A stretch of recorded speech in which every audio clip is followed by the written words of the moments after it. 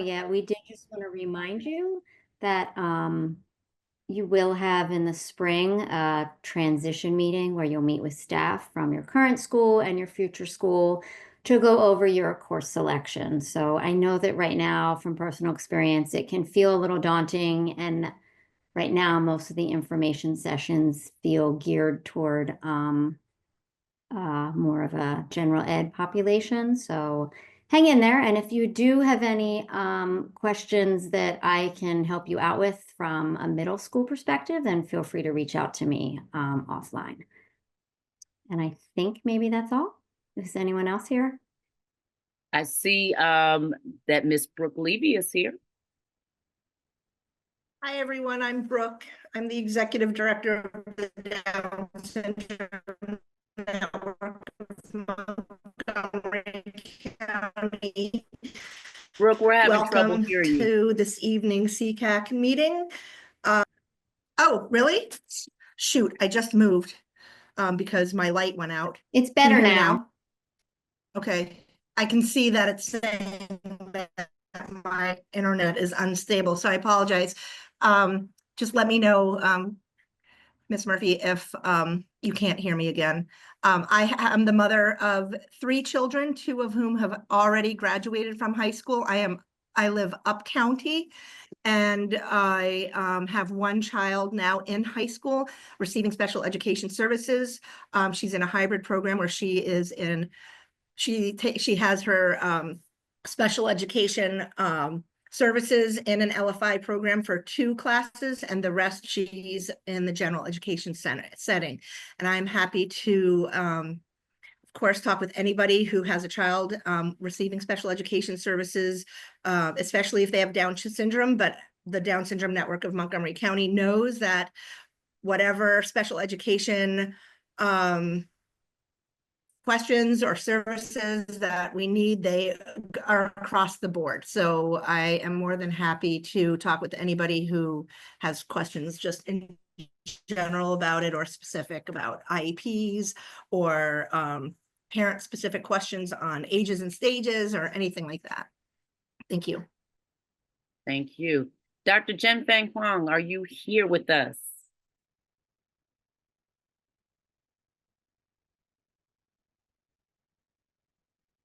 You know, wait time is not my strength, but if he joins us, I'm sure he will let us know. If anyone sees him come in, please let me know. Next slide, please. All right. Now is the time where we hear from our parents or our community partners in terms of the public comment. We have 2 this evening. The first one is Miss Greengrass, and she would like to share some information about plain language fact sheets for families. Miss Greengrass, are you with us? I am, in fact, here. Wonderful. Thank you so much. It's all yours. All right. Hi, my name is Mara Greengrass. I have 2 children, one who graduated from Northwood High School 2 years ago, and one who is receiving special ed services at Northwood High School right now. So when I originally wrote what I wanted to say tonight, I did not know that there were, in fact, some plain language fact sheets available, which is interesting that I didn't know that, because they were never sent to me. So I think that's kind of part of what I want to say. There are some very good things from the Maryland Department of Education that I've now got links to. They are up on the MCPS website, but as a web designer, I can tell you their placement is not great. And one of the things that made the special ed journey difficult for the family was that I just didn't understand a lot of parts of the process. I didn't know how long it took, I didn't know that there was a legally mandated deadline for an IEP. So, I essentially waited through a whole summer going, I wonder what's supposed to happen now.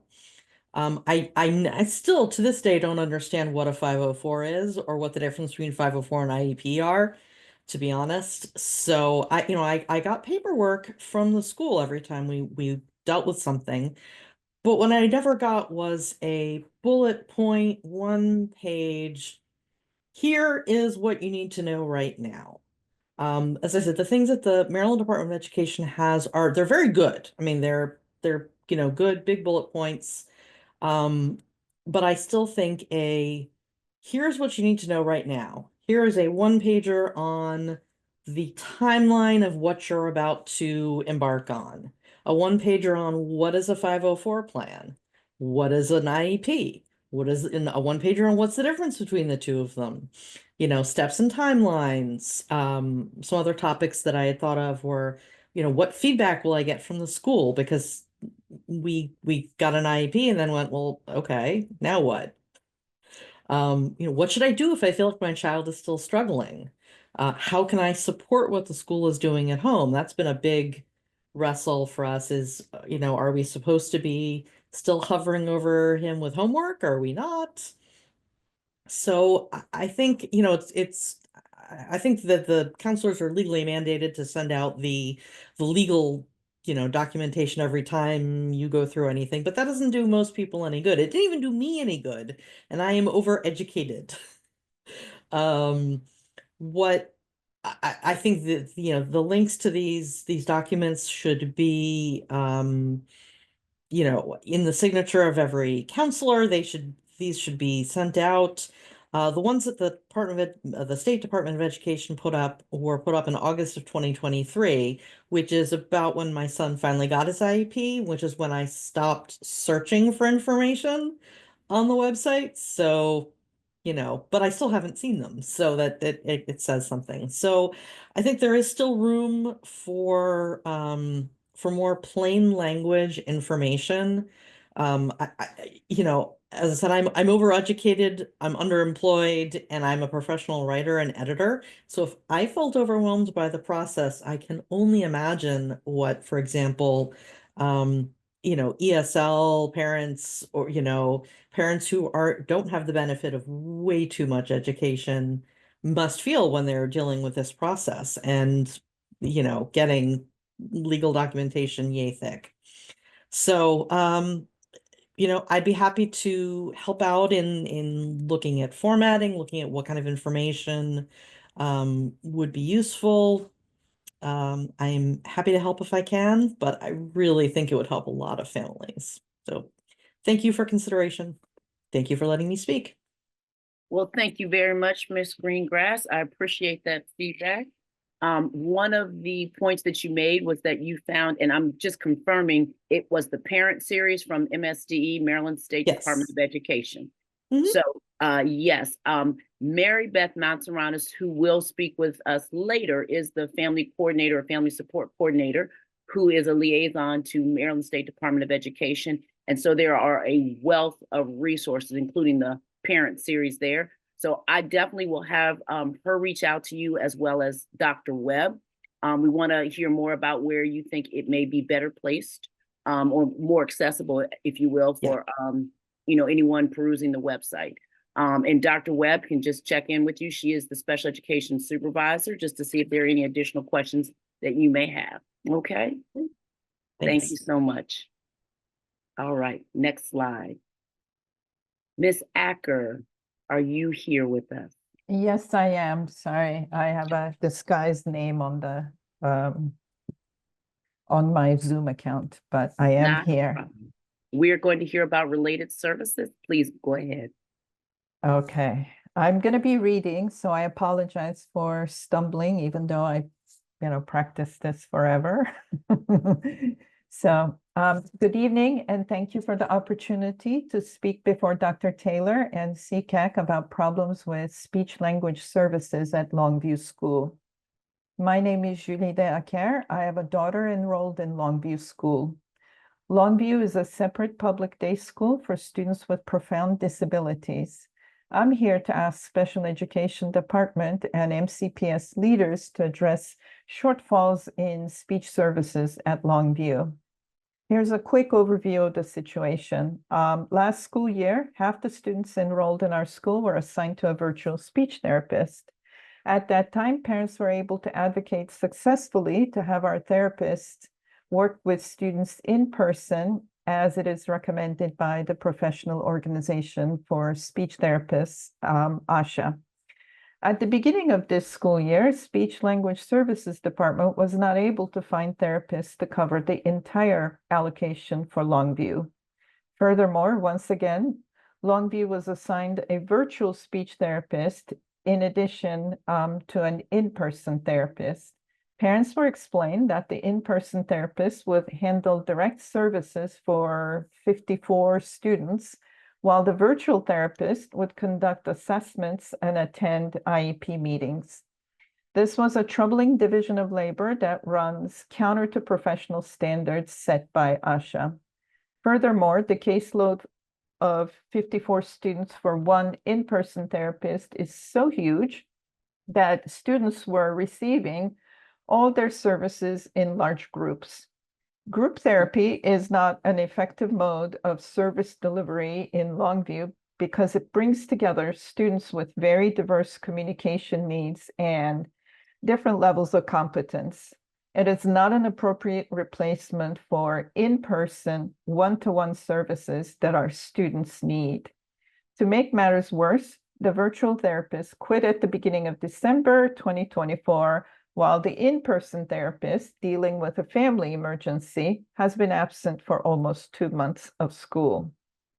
At the beginning of this semester, January, there has been a positive development that an in-person therapist has been found to replace the virtual therapist.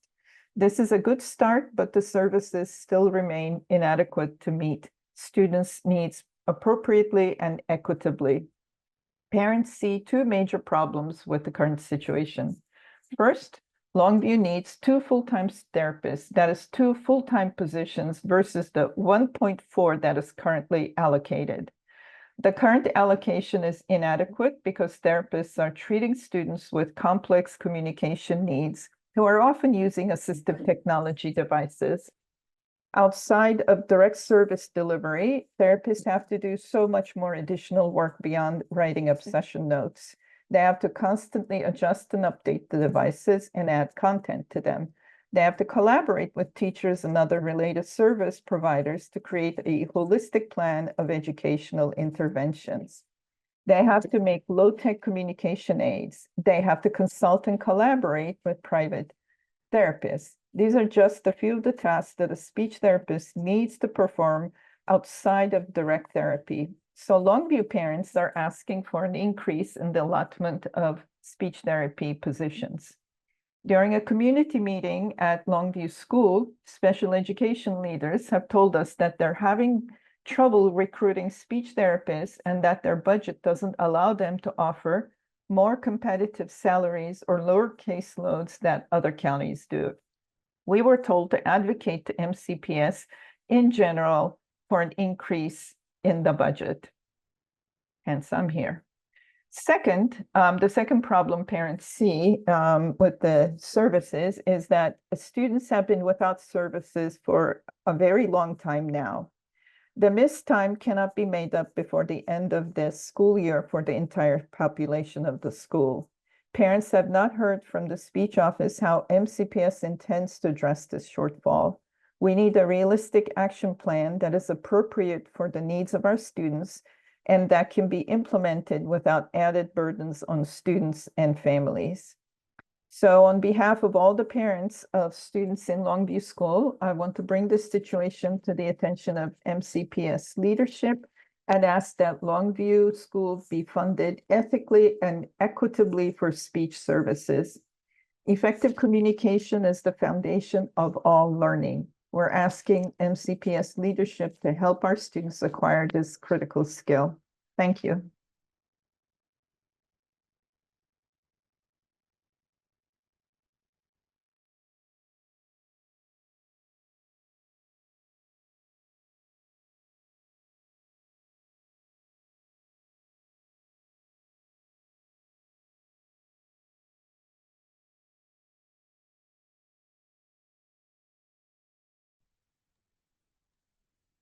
Gotta love technology. It would not let me unmute. I apologize for the delay.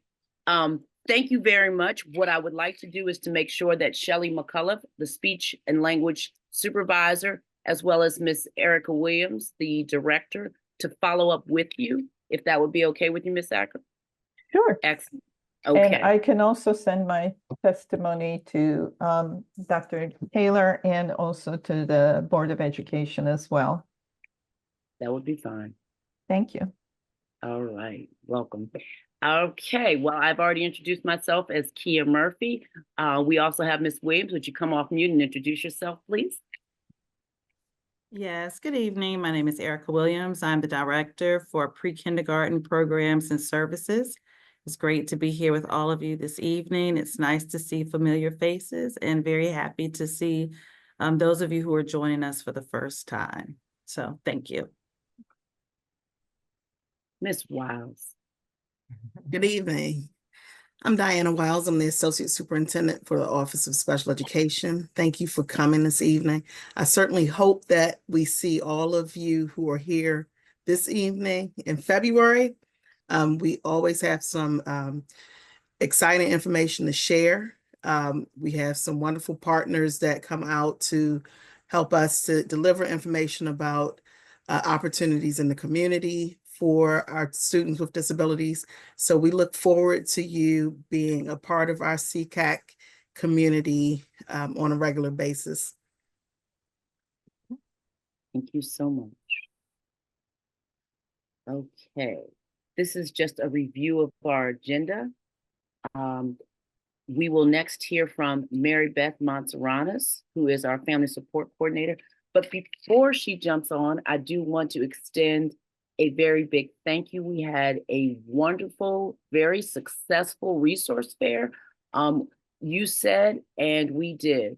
Many parents are looking for summer programming, whether it's camps or if it's something to augment ESY, so part of the day, or just to learn about valuable resources. One of the areas that we have definitely been trying to work on is acquiring swim lessons, or at least finding places that will offer swim lessons for students with disabilities and provide the adequate supports for the children to learn how to swim, given some of the recent occurrences in our community. So Mary Beth, we are thrilled about the number of, I'll say vendors, but really our community partners that were able to join us and provide parents with invaluable information. So thank you so much for all of your help in planning that that evening. We had some of the Board of Education members there. We also had some of the other offices join in as well.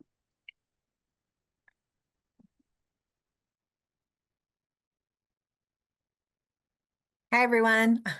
As Kia said, I'm Mary Beth Mansuranis, and I'm the Family Support Services Coordinator in the Department of Special Education. So yes, I see a couple of comments that are happening, and I will address those, I promise. So Derek, can we go to the next slide? This is just a quick blurb because I know I'm not who you all came to see tonight, but I do want to make sure that you're aware. Just as a reminder, every month I post a bulletin, and so January's bulletin is still up on the Family Support Center webpage. We also post it on the Special Ed Facebook page and on X, and I am currently working on February's, which I hope to have posted by the 3rd. So just so you know, those are workshops and like activities that are happening in the county. Some are through Montgomery County Public Schools, but some are actually through our community partners. We, like X-Minds, just had a really great one about sort of understanding the IEP process. There are, you know, lots of organizations out there that put out a lot of great workshops for families. And so I do the best I can to try to get them to you. And then what Derek does is he tries to post underneath. You can click on the link for the for the bulletin itself, but then he also just lists all of them underneath. So hopefully that's been helpful for you. And again, if you have organizations that you know offer great workshops or outings or any of those kinds of things that you think would be beneficial for the good of the group, please by all means reach out and let me know. The other thing I wanted to say, Kia actually already said, was just a really big thank you. We had 26 community partner organizations that came out on Wednesday the 15th.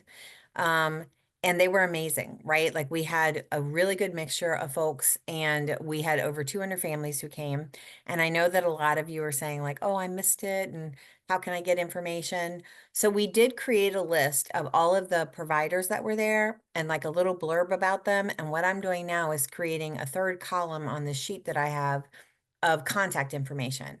So as soon as I have an email contact link for you and a phone number, that'll be posted. And my goal is Monday. So look for that. I know a couple of families have reached out, and they went ahead and reached out to some of the organizations and are setting up like camp opportunities. In the February bulletin, I will do the best I can for providing summer camps, because I know for a lot of you, that is a big struggle, right? It's finding camps for your kids that meet their needs. So that will be a focus. Unfortunately, not everybody has their camp listings out by then. So if not in February, it'll happen in March. I do want to say we do have a spring fair that's coming. So those of you who've been around for a while know that we do a big family resource fair in the spring. And for that one, we welcome all your kids. We have moon bounces, we have a DJ, we have face painting, a tattoo artist. And, we encourage the family to come. So, maybe one of you can take the kids to do some fun stuff, and then the other one can go and like collect some information. We've just had great turnouts for the last several years, and lots of great organizations along with our MCPS families, right? Our partners in MCPS. So we have a tentative, or not a tentative, I guess, Stacy, we're okay on it, right? We have an actual date of Saturday, April the 26th. We're going to do it at Walter Johnson High School. We've had the fair at Gaithersburg High School. We've had the fair at Blair High School, and now we're doing WJ. So we're trying to spread ourselves out, also being very cognizant of, families who might use public transportation as a way to get there. And so WJ fits that bill as well. So more information to come on that, but save that date, everybody. We want to see you on Saturday, April 26th. And again, if you want to be on a distribution list from me for things that are coming up or workshops that we're having, just reach out to me and I will add you to it, and I will send you the bulletin when it comes out, and I'll send you information. I do want to say one thing, and I know that I'm already over, so I apologize. But it just came out that part of the governor's sort of balancing the budget is that there is a potential to take some money from the list funding. And so the ARC of Maryland is actually running a virtual town hall on Wednesday, January 29th. And it's open to all families who have students with IDD, and who have received list funding in the past, or who were hoping to apply for it. The program is great, right? You request funding up to like $2,000, and you can get respite, home modifications, adaptive equipment, summer camps. And unfortunately, in the time that we're in right now, people are looking to make budget cuts. So the town hall is going to share information on some of the draft budget details, getting some questions from DDA, collecting stories, talking about like some advocacy. So I'm going to stick that in the chat for those of you who are interested, or you can reach out to me for more information.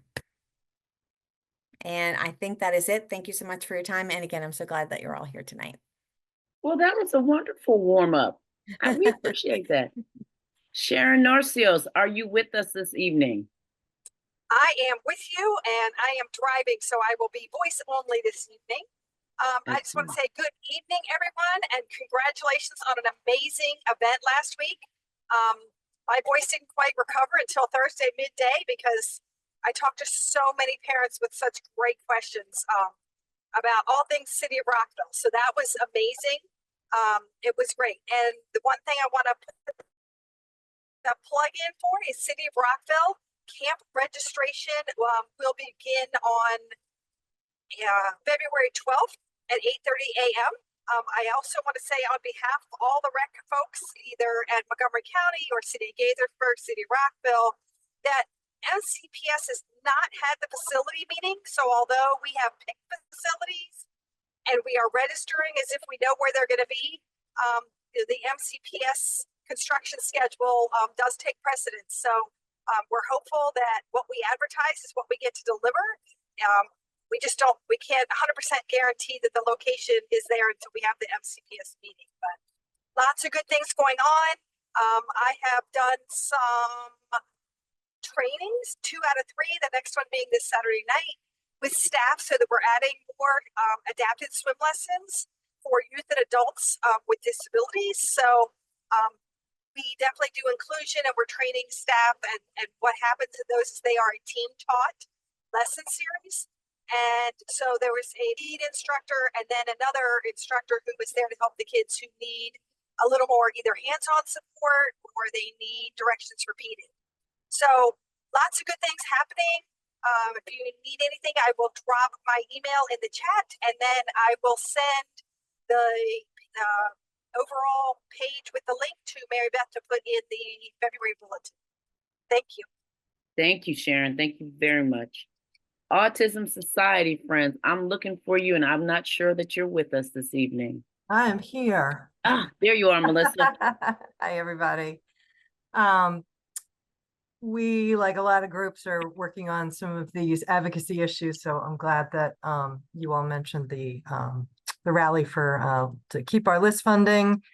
We also have a webinar coming up on screen addiction. I'll stick the link in the chat if anybody is interested, for teens and young adults, and all kinds of other things coming up in the spring. So thanks very much. Thank you. Brooke, I know that you introduced yourself. Are there any happenings with the Down Syndrome Network that you would like to make us aware of? Yes, in fact, I'm typing stuff in the chat. So along with the list funding, if you've read the new budget that's coming out, that's very disturbing. The list funding is a very small part of the bucket. I know it's a huge, huge thing for those of us who have children who don't already receive funding from DDA, because either they're not old enough or we don't have the autism waiver. It's only $5 million of the budget, and I am going to put a link in here because MDAC, which is the Maryland Down Syndrome Advocacy Coalition, which all 5 Down Syndrome associations are part of in the state of Maryland, and we are also working with the ARC of Maryland along with several other disability organizations to collect stories of families who have received or we're hoping to receive list funding. So I'm going to put a link in the chat to a Google survey. Please fill it out, because the more data we have, the more we can get the governor, the more likely we can get it put back in the budget. And I, along with several other advocates, are going to DD Day, which is the Developmental Disabilities Day, in Annapolis in the middle of February, and we will be advocating very hard for list funding and other DDA funding. So I don't want to, make this into a huge, advocacy push, but please share your stories, because we need to share those stories with the legislature. And I will put a bunch of information about that. But other than that, yes, we have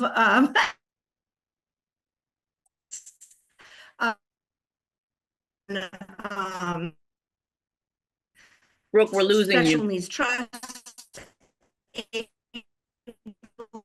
account. My internet is so sorry. So I don't know if you can hear me still, but I'll let you just go on. I'll put stuff in the chat as I can. Sounds good. And you know that we're happy to send anything out to the network here. We do want to make sure that they receive that valuable information.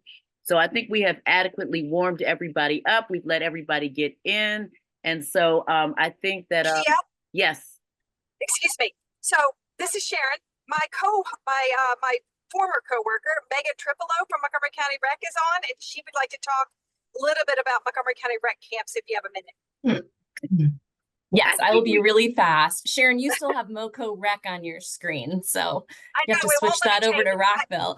I know. Very briefly, I just wanted to talk, since summer camp is such a hot topic. Montgomery County Recreation summer camp registration did open on Tuesday. So everybody can jump on and register for camps. We have therapeutic recreation camps, a wide variety of ages from kids who have finished kindergarten through 21. It's right now slated to be at Glen Allen, primarily for the summer. And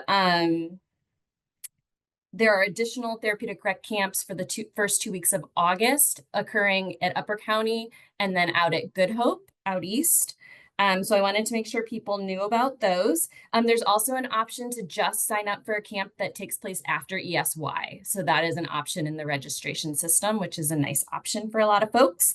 We're also doing a lot of inclusion services this summer, just meaning you can register your child for any camp as long as they're interested, and they can stay and participate in most of the activities if they have a little bit of extra support.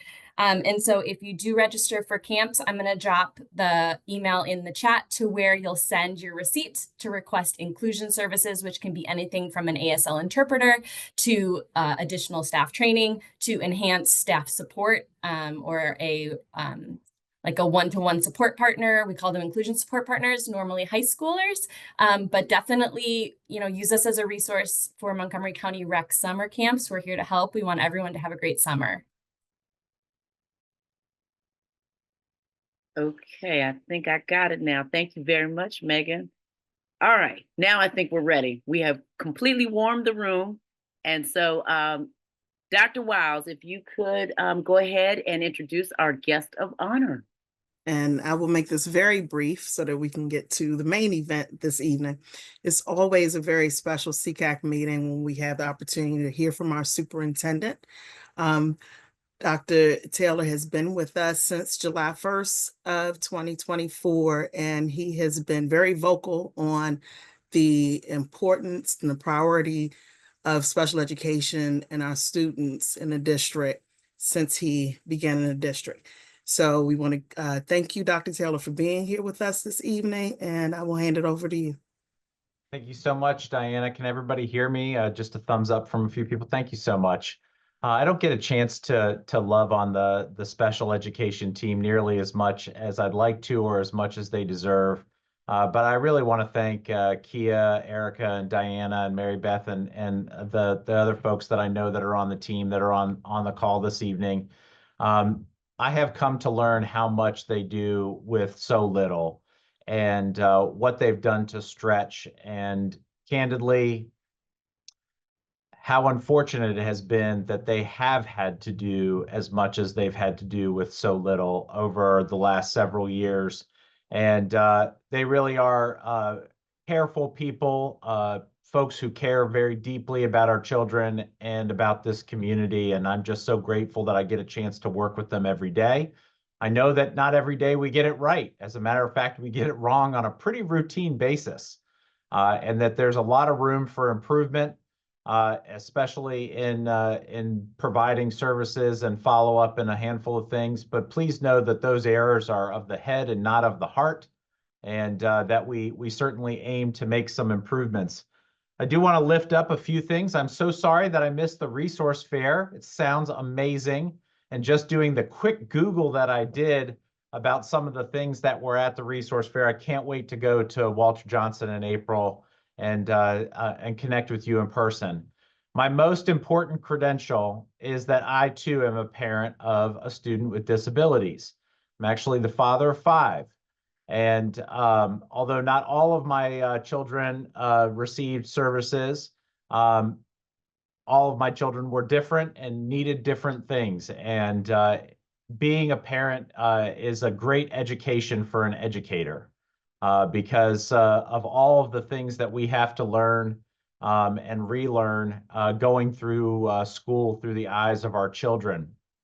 So I do want you to know that I see you. I see your children. I know how valuable and important your children are to you, and they are to us as well. I think that we can do better, and I feel like there are a lot of things that are working very well, but there are so many things that we certainly can improve. I've been given a list of things that I can definitely illuminate and talk about tonight. I promise you, I'm not going to take the the 30 minutes that are earmarked for tonight, I want you to make sure you have dinner with your family and not talk to me. But if at any point in the evening we get disrupted, my email is in the chat. I can't promise you a quick response. Matter of fact, every month that I'm here, my responses get slower and slower and slower, but you will get a response at some point, just so that we can stay in touch. And I know a little bit about your experience.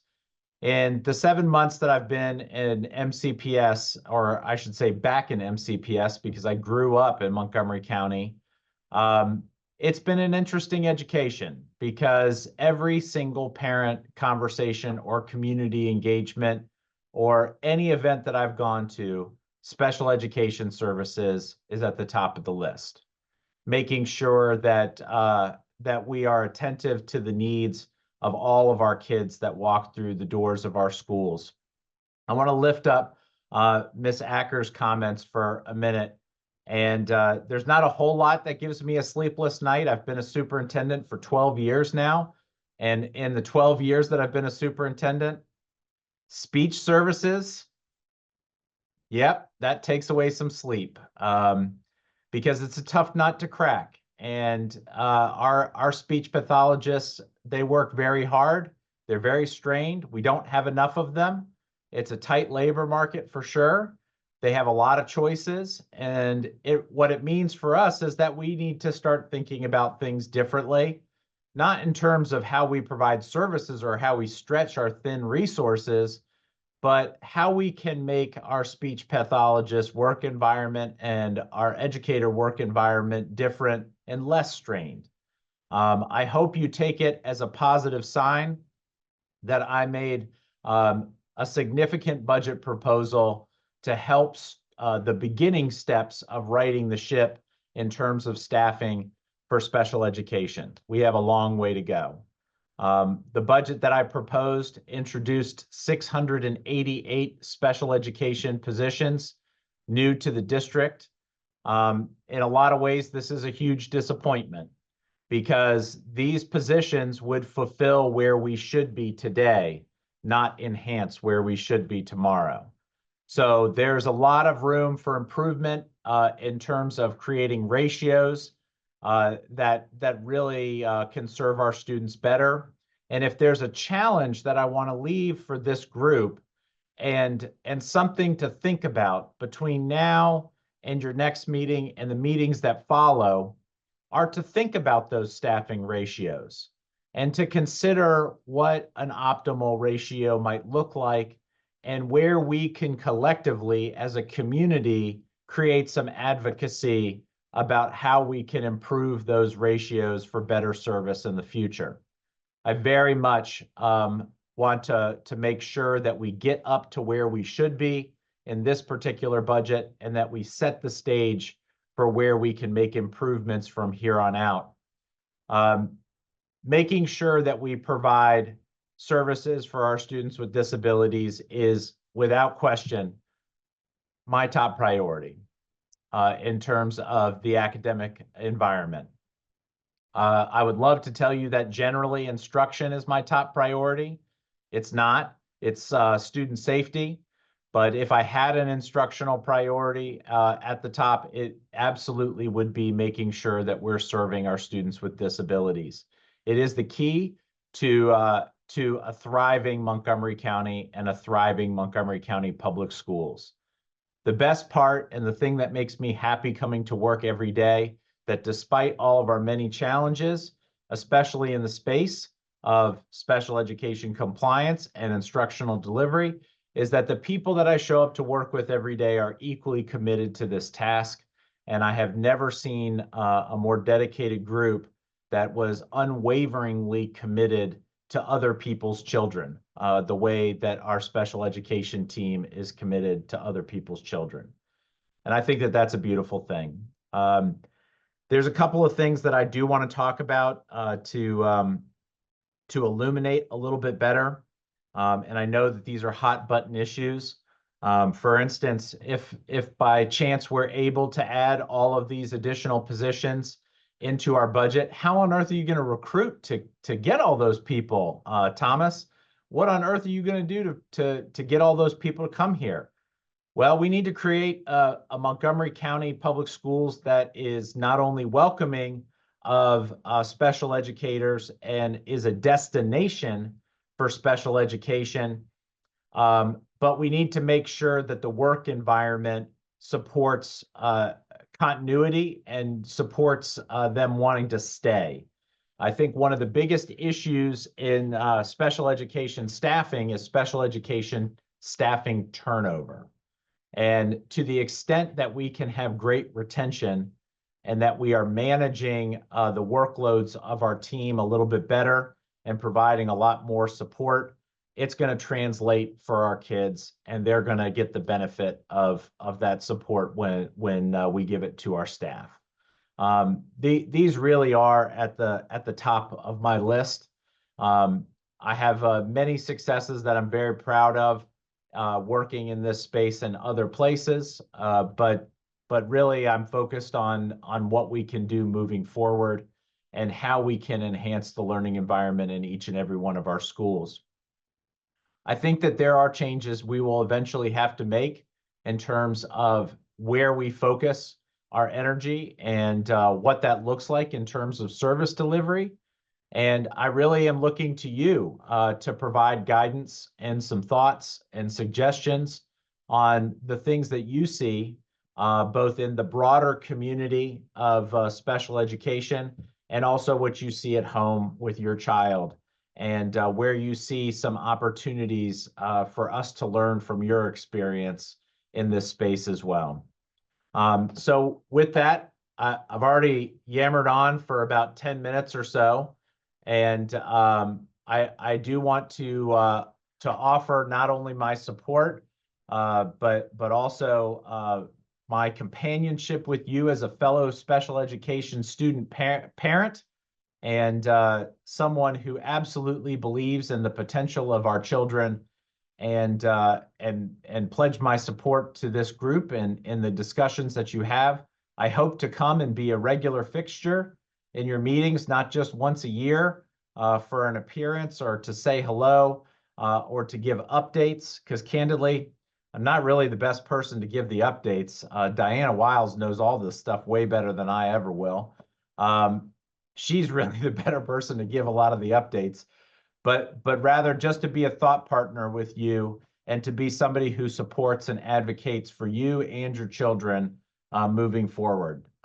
So with that, I really do want to kick it to Diana. I'm putting you on the spot a little bit to say if there's anything that we want to illuminate and share with folks about some of the things that we're focused on or some of the successes that we've had recently, or even some of the things that we want to work on and things that we're focused on in the coming weeks. Because I think that for me, what's important is making sure that we get staffing right, that we set a framework for providing some concrete support that's reliable. Those are the things that are really important to me. And oh, I do want to mention a couple of things. Sorry, Diana. I know I teed you up falsely for a second, and now I'm going to snatch it all back, talk a little bit more, and then I'm going to kick it to you. One of the bigger changes that I'm very proud of is elevating the work of special education and making sure that it is in the room when decisions happen, and making sure that there's a cabinet officer on my team that is directly responsible for special education, and that it's not going through the chief academic officer, it's not going through some layer before it gets to the key folks in the field. And to me, that's very exciting because I'm very interested in putting special education services front and center and making that the priority as we move forward as a district. Something else that I'm really excited about that may not seem exciting to everyone else, but I see Julie Hall on here, and I see a lot of the other teammates that are working behind the scenes to make this sort of thing happen. But having great projections about what our student population looks like and the services that they might need is a critical driver to making sure that we have the right staff in terms of numbers, and that we have the right number of folks in the right places and at the right schools, because our student populations evolve and change throughout the year. And if we are caught unawares and we are not projecting well, a school could be at a staffing disadvantage. So it's really incumbent on us to get this part right. And I'm so excited about what the future could hold in that space. I'm very much a numbers and a spreadsheet geek. That's the space that I feel the most comfortable in. And I just can't wait to tackle this issue, because it's so complex, but it's also exciting because of what it could mean in terms of making sure that on day one, we've got enough people in the right places to do great things for our kids. So with that, I now want to kick it to Diana to make sure I didn't miss any of the important things that she wants to illuminate and make sure that everybody's aware of. Truthfully, I've got like 5 or 6 pages worth of stuff that's got going on, but I'm not sure all of that's super relevant. So I'll call on Diana to cherry pick the best stuff to share to make sure that everybody knows what's happening at the district level. But I can't thank our team enough. I can't thank you enough for your advocacy and for taking time out of your schedules to join me for just a few minutes to talk. And I hope we stay in touch. And I hope that I'm somebody who's known to you. And when you see me out and about, that you don't hesitate to say hello to me and to talk to me a little bit about your kid and your school and what's going on with you and your family and how we can help you best. So thank you so much. And Diane, I'm kicking it back to you. Thank you, Thomas. One of the big things I wanted to highlight for you all, and we'll be coming back to you within the next month or so, is it's actually 2 things. One is professional learning, and the other is our review of our service delivery models. So we know that the majority of our students are in our general education classes in inclusion, and we have really highlighted the need to provide additional professional learning so that our general educators are working more closely with our special education teachers to provide those services inside general education. It is a mandate under the law, but it's also it's an important way of how we deliver our services to our students. And we know that our general educators often come out of school with maybe a class or 2 on how to work with students with disabilities. Brooke Levy and I have had this conversation several times about the importance of giving those inclusive opportunities. She shared with you her daughter's experience with having both, being both in the LFI program as well as having those opportunities with her non-disabled peers. So that is a key part of the work that we're doing.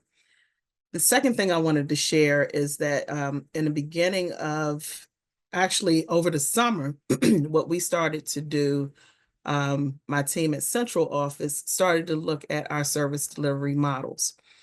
And the reason why we are doing that is because students came back different after COVID. And many of you have heard me talk about this before. Or you've been in your children's school and you've seen that there have been a lot of changes. Students have come with different needs, with greater needs. And so we wanted to look at what, if anything, we need to change so that we are meeting students where they are, we are providing the services that they need.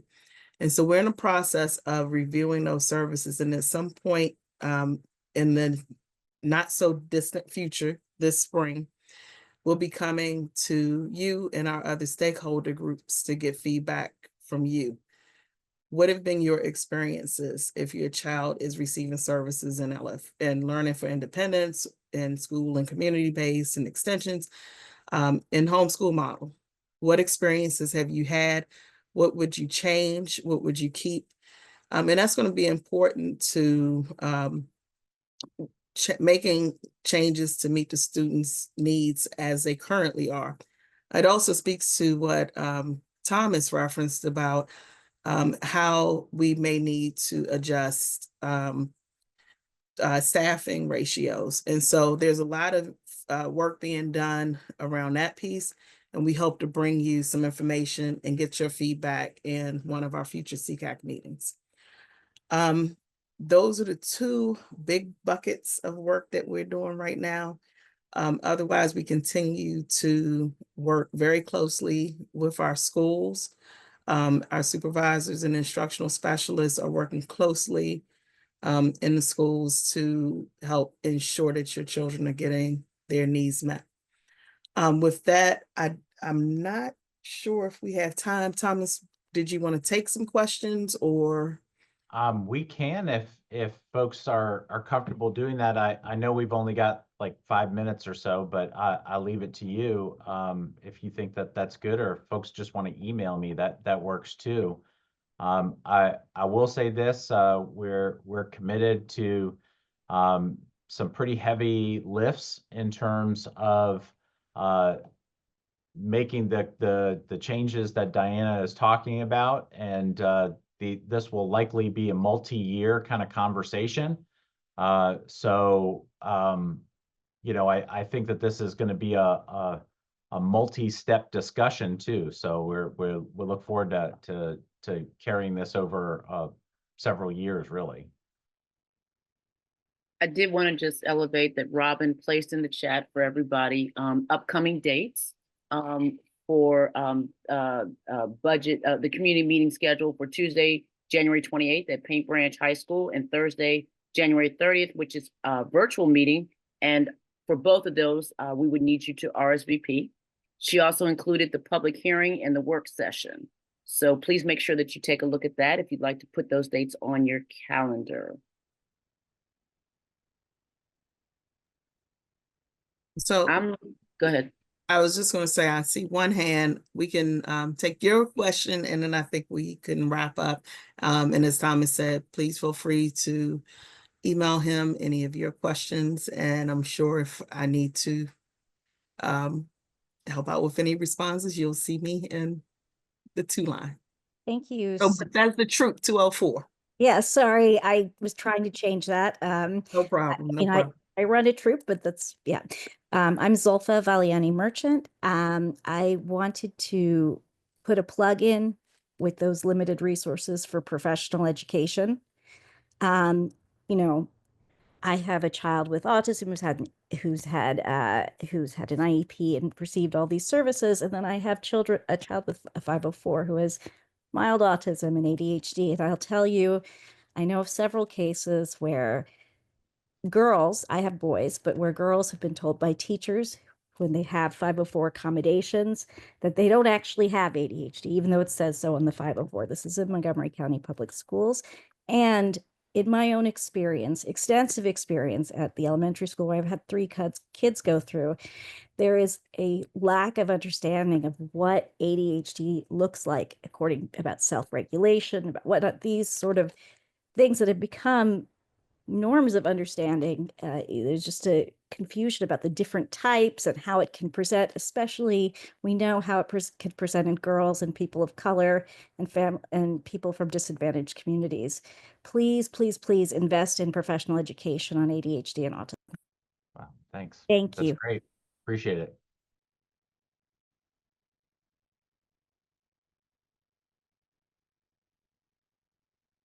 I think everybody's ready for dinner, so that's quite all right.